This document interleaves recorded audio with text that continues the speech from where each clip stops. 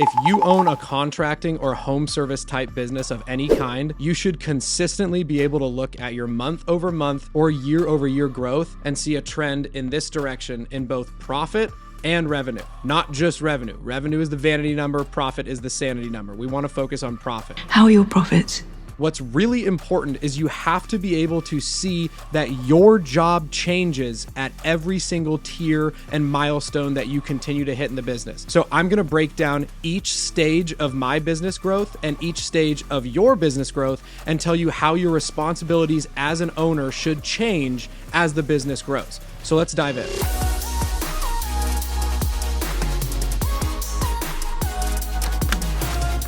So we have a common rule in Home Service Accelerator and everybody that I talk to that owns a home service business, and it's pretty much universal across every home service or contracting business. You can get from 0 to about 10 to 20K a month off of just pure piss and vinegar and hard work. And so what that looks like specifically is you're doing every single job yourself. You're the salesperson, you're the marketing person, you're the install person, you're the service person. You do every single thing in the business yourself to get from 0 to about 10 to 20K a month. And that is an amazing stage of every business owner's growth because they also make the most profit at that moment, or you should make the most profit at that moment because you don't have employees, your insurance costs are pretty low, your vehicle costs are pretty low, etc. And so annualized, that means you're going to get to about 100 to 250K a year off of just piss and vinegar. And then the next stage is when your business gets to that first 6-figure mark, and then you're somewhere between 100 and 250K a year, depending on your trade. I say depending on your trade because if you're a residential contractor that's doing like remodels, your average ticket's going to be a lot higher. Your profit's going to be lower, but that's why there's a range in revenue between like 100 and 250K, just for everybody watching. But in that tier, to get to the next one, what you have to understand is the things that got you to 100 and 250K are not the things that get you past that next tier. And so if piss and vinegar and hard work and just doing all the fulfillment yourself gets you to the first stage, the second stage is typically a sales and marketing problem. And so what usually happens with businesses is the owner is selling everything and he tries to do one of two things. Either A, tries to keep hitting that next tier by continuing to sell more, market more, and then do all the fulfillment himself. Maybe in this scenario, you've brought on a helper or two. But what you have to understand is as the business grows in that sense, so do your expenses. So the second you bring on a helper or something, you need to get way higher on the revenue number to offset that new expense. And so typically when you start to outsource sales and marketing or even outsource fulfillment or something like that, every business is going to be a little bit different. But in that tier, that's where you can see some monumental growth. But in my experience, this is the hardest stage to jump to. So jumping from an owner op to a business with outsourced operations or outsourced sales and marketing to employees is the hardest thing for business owners to bite off. We're going to dive into this more in a second, but I'm just going to go over the next tier as well. And so this tier is typically roughly between 100 to 250K is like the starting point, depending on your trade, all the way up to about 500 to 750K in top line sales or top line revenue. This stage is where you outsource some parts of things, but you don't have everything outsourced to where you could just sit at your office all day and not do anything. The hardest part about this stage is paying for that labor, but also scaling the top line revenue number. We'll go more in depth about this in a second, but I'm just going to cross over to the next tier. And this is the tier that I'm currently in. After you get to that stage, the next tier is that 750 to 800K mark, all the way up to about $1.5 to $2 million in top line sales. That's the stage that I'm currently in as a home service business owner. So what that looks like for me in the current stage is I don't do anything on the ground. I don't do anything operational. I don't touch a light bulb. I don't hire employees to be installers. I don't do any of that. I don't do any of the customer communication now. I have an office staff and everyone that does that for me. And then I don't do any of the sales either. Now, that doesn't mean when we get into a big commercial opportunity that's like 50, 60, 70 grand that I'm not consulting with the sales guys and showing face in those scenarios. But if you take like our 200 and something installs we did last year in the peak season, I'm not doing any of that customer communication. And so in the stage I'm in now, I'm managing managers and then I handle our marketing. That's pretty much it. So every business owner situation and your business is going to be a little bit different, but this is a pretty good universal law for how I chose to offload all of the busy work and how you can probably do the same thing in your business to reach that tier. And then after this tier is the tier I'm not even there yet, but that's where you get into the multiple millions, the 8 figures, the the 9-figure businesses. And that's like a completely different game where you're hiring top talent in every position. Like these guys are going out and headhunting the best marketing person in the world, better than most marketing agencies or anything like that.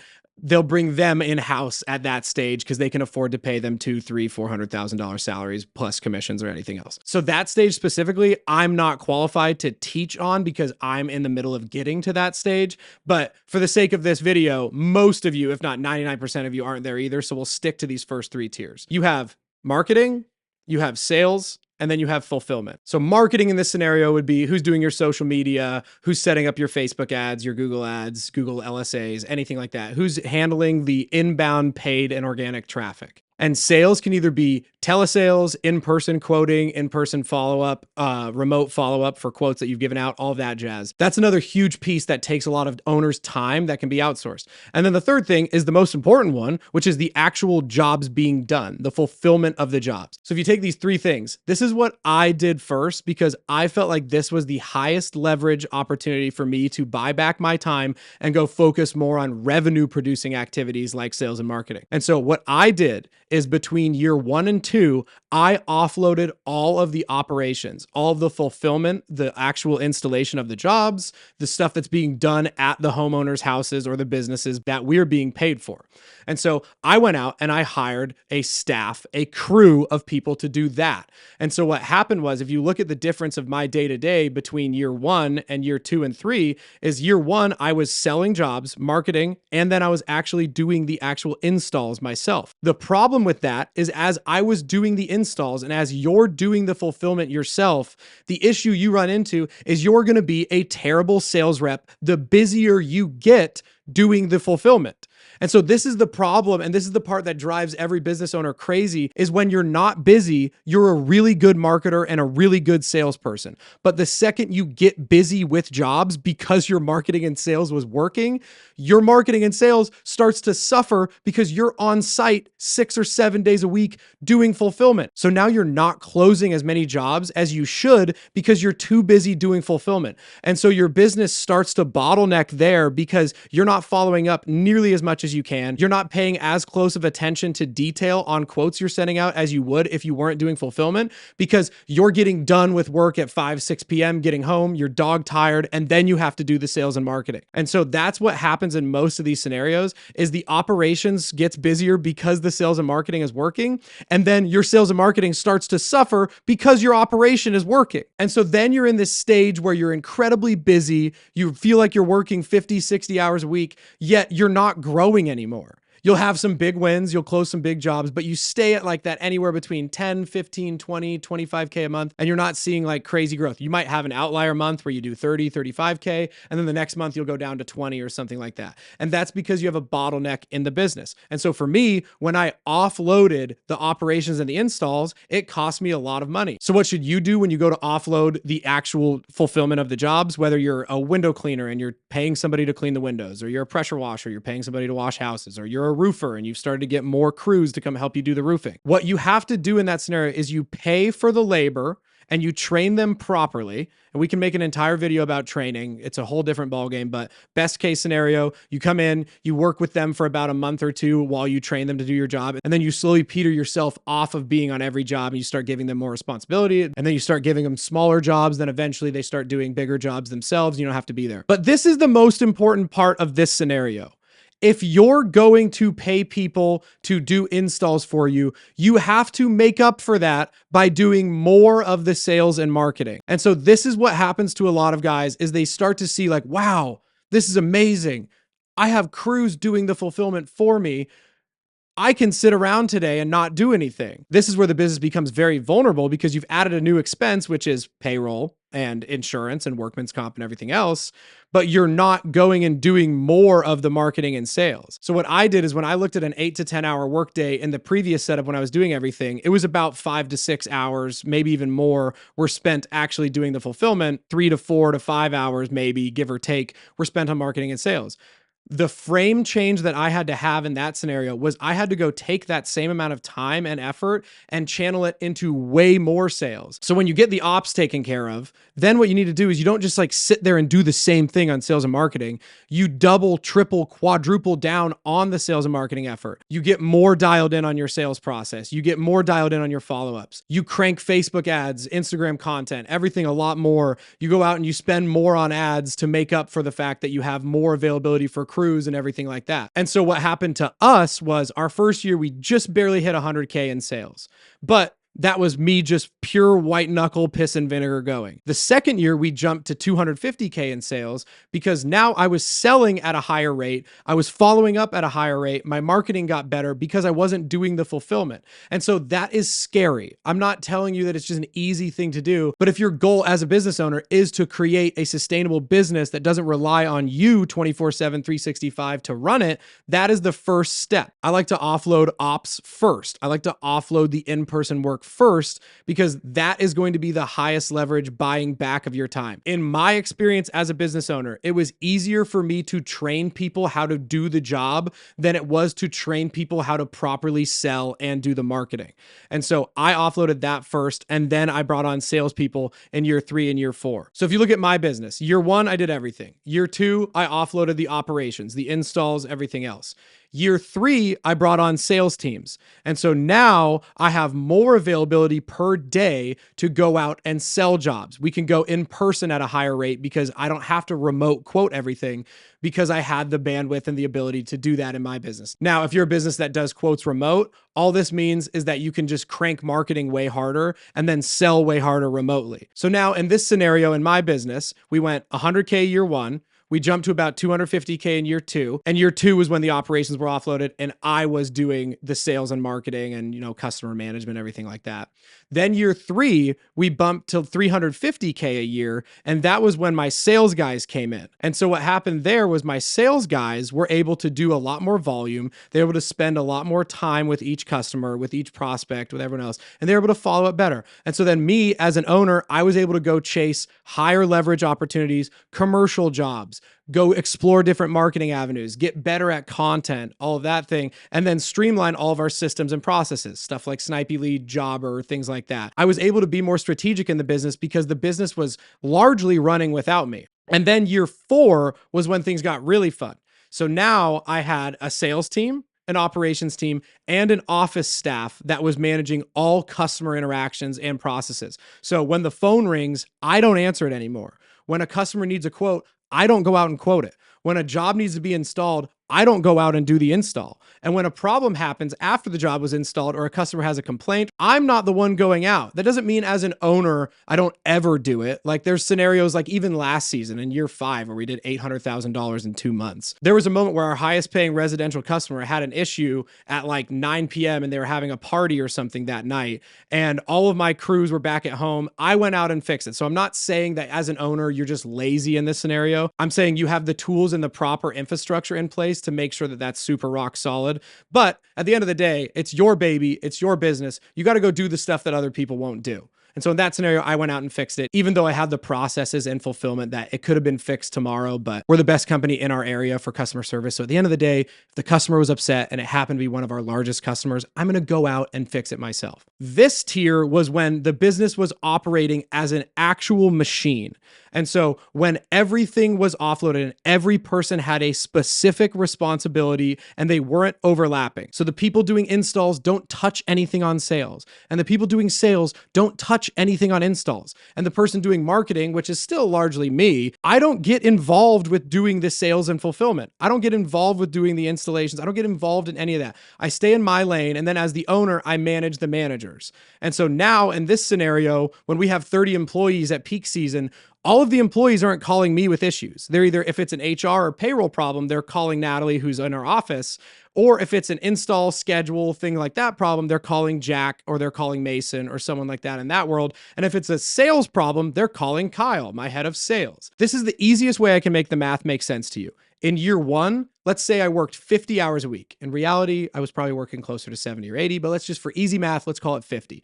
If I was working 50 hours a week, let's say I spent 20 hours doing installs, 15 hours doing marketing, and then 15 hours doing sales. That's fantastic. I worked really hard, but marketing only got 15 hours a week dedicated to it.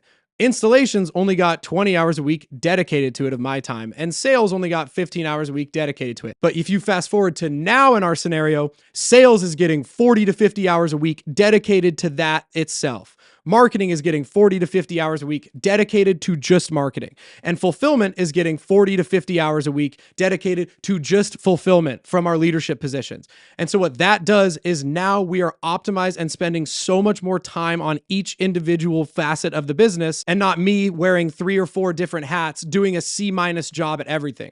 And so now we do about a B+ or A- across the board on all of these things, and we get better and better and better as the years go on. And so if you're fast forwarding to this year, 2025, with our permanent lighting business and our temporary business, we estimate that we're going to do about $1.4 to $1.5 million in sales this year. And in that system, every single aspect of the business is offloaded to a leadership position who has employees operating under them. So Natalie is our office guru, internal operations guru. She's managing the people who are managing the phones. We have a few ladies this season that are managing the phones. They answer up to her. And then she manages that. She owns that aspect of the business. You move over to sales. This year we have Kyle, who's our head of sales, and he's also a salesperson. And then the salespeople under him answer to him. And so then he answers to me for the performance overall of the sales team, not just his individual performance. Those salespeople under him answer to him on that. And then he answers to me on the entire collective performance of the sales team. And then Jack, the director of operations for the temporary business and my co-owner for the permanent business, he manages all of the managers under him. So in that scenario, Jack's up here on the org chart. We have 3 to 5 install leads at any time during the year. So those 3 to 5 install leads answer to Jack. And then under those install leads are all of our installers. And so each one of them answer their manager. Their manager spends a lot more quality time with them. They answer to Jack. And then Jack answers to me on the temporary business installations. And then we collaborate on the permanent ones on exactly like, did we hit our goals? If our goal this year is $18,000 of revenue a day installed, are we hitting that? What's breaking? What systems do we need to make? All of that jazz. And so that is why the scenario gets really interesting as an owner, because I can be in a foreign country now and the business operates itself. I want that to sink in for a moment. The business at the stage it is in now, and this is relatively new for me, so I'm not trying to flex. I have to have a lot more self-discipline as an owner to make sure the ball is being moved forward in the right direction. And this is the best way I can describe how my life has changed personally in this stage. There is no problem that comes up now that I have to immediately go white knuckle and fix myself. The problems I have to solve are much more high level. They're much slower to be fixed, and they're much more analytical. And so the amount of decisions that I make per day are less in volume than they were in previous years, but they're much more high impact. So for example, 4 or 5 years ago, customer calls, I'm going out and fixing it.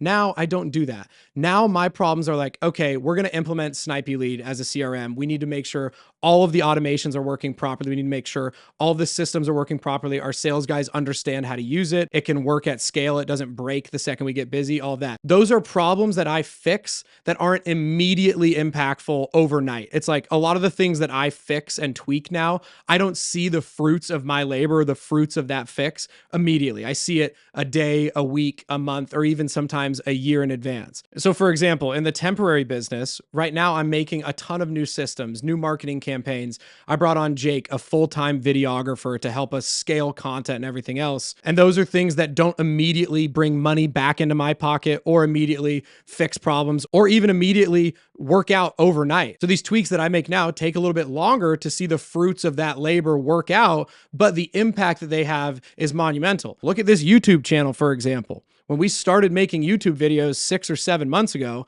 I had a couple hundred dormant subscribers. Now we've made 2 long form videos a week talking about the Christmas light business, talking about Home Service Accelerator, talking about everything else. And we're just now starting to see the organic reach take off. Where as we're filming this right now, I think we have like 1,300 or 1,400 subscribers. But you guys are awesome and you're super high intent subscribers, which is exactly what we want. And you're here because the production value of our YouTube videos are better. We're educating you better. Our content in our actual businesses is better. The businesses are performing better. So that way I can come on YouTube and talk about what's working for me because I've invested in those businesses and they're working really well. Therefore, I can come here and tell you exactly what's working, what's not, what tweaks we've made, all that. And then you keep showing up. The thing that I've really struggled with as an owner, and this is something that everybody runs into, is I could have taken a lot more profit a lot earlier on and not invested back in the business. Bringing on a videographer, bringing on editors, bringing on more salespeople, bringing on more install crews,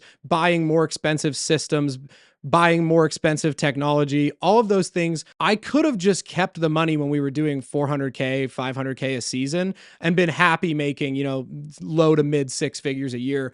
But my goals for the business were a lot greater long term. Therefore, I had to go reinvest in the business. And that's something that takes a lot of discipline for me because I'm somewhat of a bougie biatch. And it would be tempting for me to go take an extra vacation or 2 a year. It'd be tempting for me to take all those profits, but the growth happens with the excess profit. And that's the thing that's really, really tough to swallow when the business starts hitting new tiers.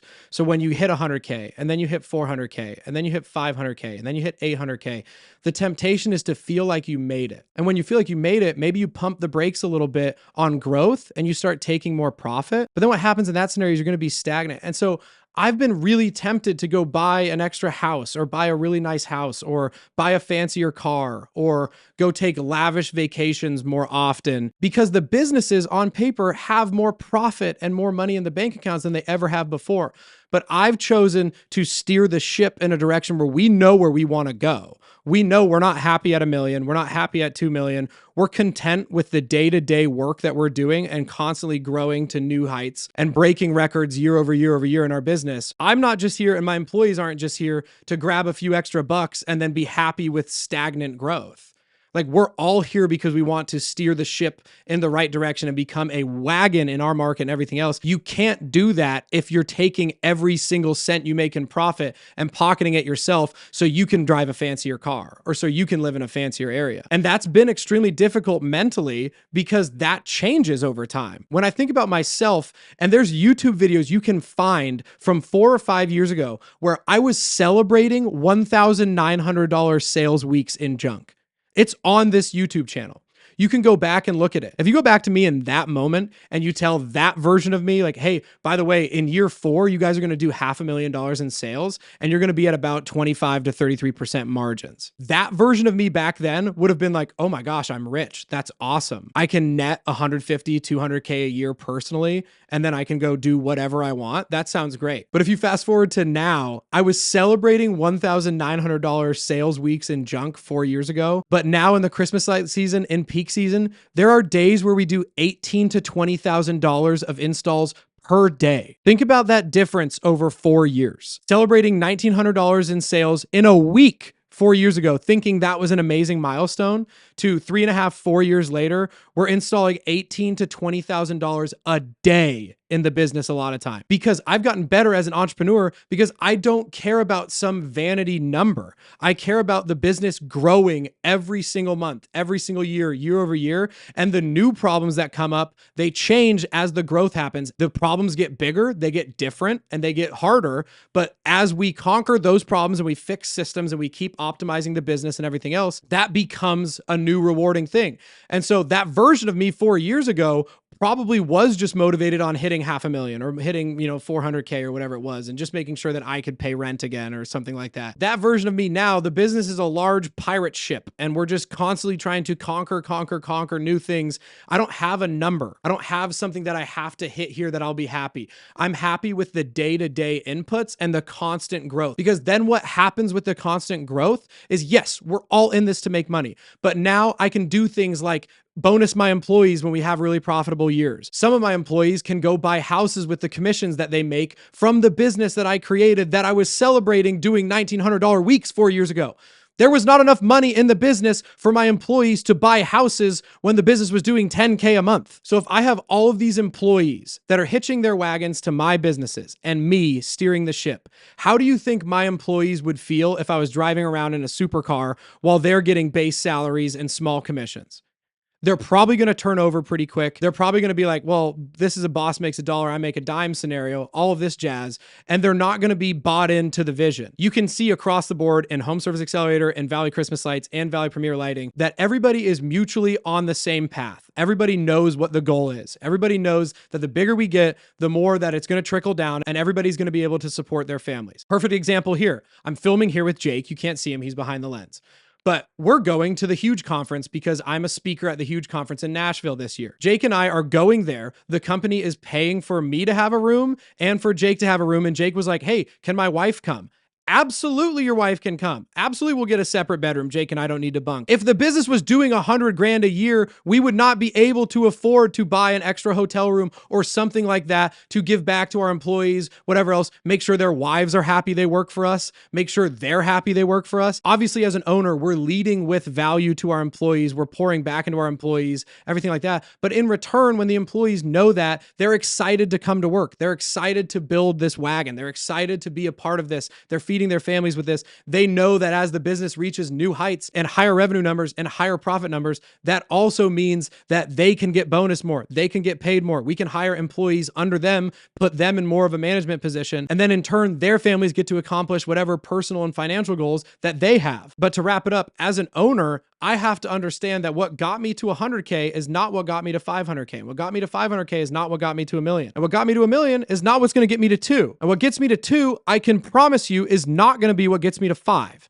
And so on and so forth. Look at interviews on this channel of guys like Jason, who does, $13 million a year roofing, and Andy Hobaika, who does $8 million in personal sales in an HVAC company that's doing like $20 to $30 million a year. You can tell pretty clearly that if your goal is to have a massive company, you can't do it alone. And so if the opportunity is not able to be executed on alone, you have to execute on it with a team. But in order to get a team to buy in, you cannot be a greedy bastard as an owner. You cannot take crazy amounts of profits year over year over year and not give back to the infrastructure of the business and in turn give back to the employees. And so that's the stage that we're in currently. And that's the stage that I want to make sure I convey to you guys is as you're going through in the different tiers, you have to audit yourself. Am I doing the same thing at 30 and 40K a month that I was doing at 10K? If you are, it's time to hire. It's time to outsource. It's time to be a different entrepreneur. You have to grow into the new version of yourself and your business to get it to those next tiers. My job is harder now, but it's different. It's not as hard physically now. It's harder mentally and emotionally. And that's the change you guys have to make. So if you want to see more videos about this, feel free to subscribe to the channel, hit like on this video, and then you can also follow me on Instagram, Steve_Hunsaker, and then you can click the links in the description of this video if you want to book a call with Home Service Accelerator, or you can join the starter school, which is $97 a month. I don't mind if you consume all of this YouTube for free. That's what it's here for. But if you want a little bit more hands-on help, we have those two options in the description. I'll see you guys on the other side. Thanks for watching.